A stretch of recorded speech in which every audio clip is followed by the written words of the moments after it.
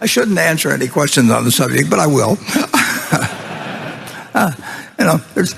There's all kinds of people watching this that are long Bitcoin, and there's nobody that's short, and nobody wants their windpipe stepped on. I don't blame them. I don't like people who step on my windpipe.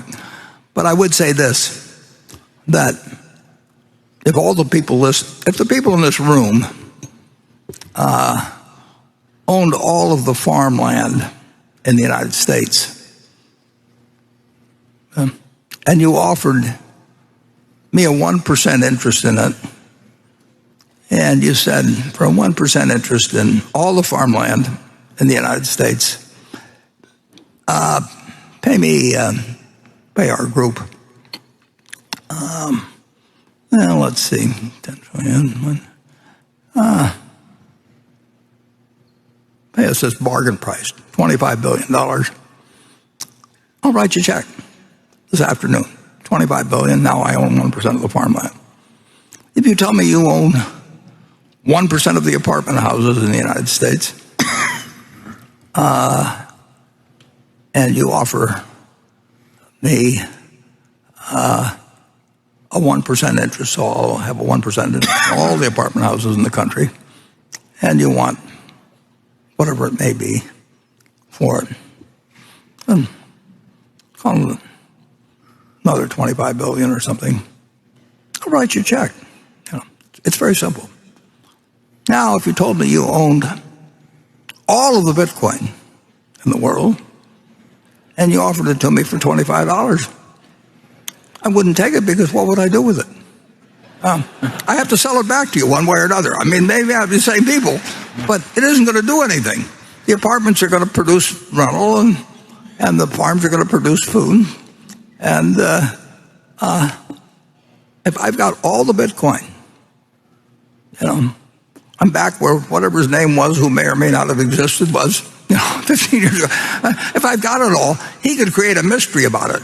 But everybody knows what I'm like. I mean, so if I'm trying to get rid of it, people will say, well, why should I buy some Bitcoin from you? I mean, why don't you call it Buffett coin? Make your own or something. What? Do something. But I'm not going to give you anything for it.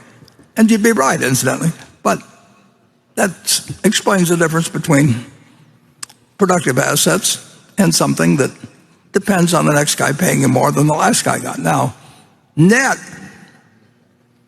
if you look at it, a lot of commissions have been paid, and there's all kinds of frictional costs that are very real that somebody has paid to a bunch of people who facilitate this game.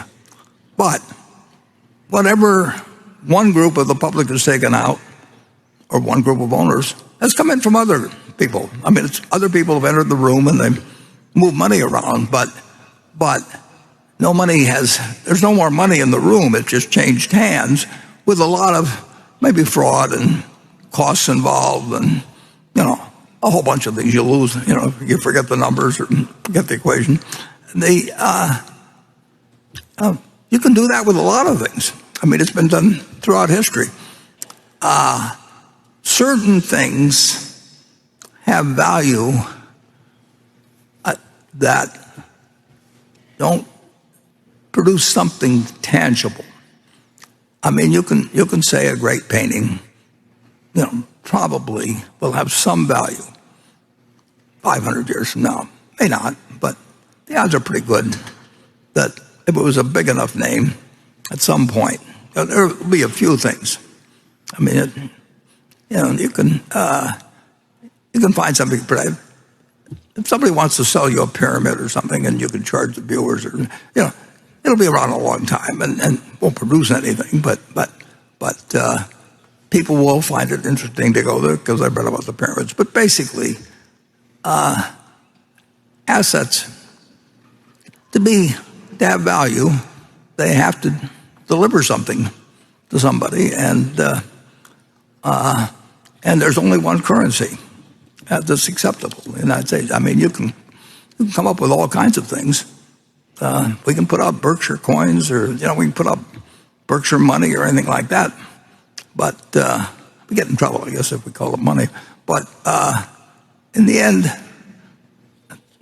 this is money, And there's no reason in the world why the United States government, whose currency people prefer, there's just under 2.3 trillion just of these little pieces of paper floating around some places, 7,000 for every man, woman, and child in the United States. And of course, most of them probably aren't in the United States. Who knows?